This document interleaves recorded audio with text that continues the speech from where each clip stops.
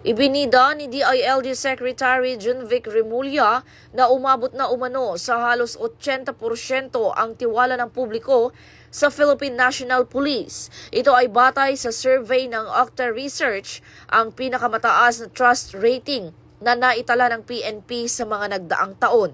Ayon kay DILG Secretary Junvic Remulla, inuugnay ang pagtaas ng tiwala sa mga reformang ipinapatupad sa kapulisan, kabilang ang mas malinaw na mga patakaran, maayos na proseso at mas mahigpit na pananagutan ng mga pulis.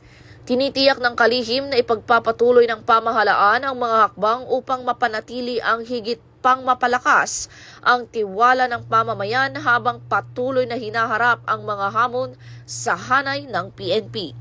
Bahagi ito ng advokasya ng Pangulong Ferdinand Bongbong Marcos Jr. ng bagong PNP para sa bagong Pilipinas, serbisyong mabilis, tapat at nararamdaman.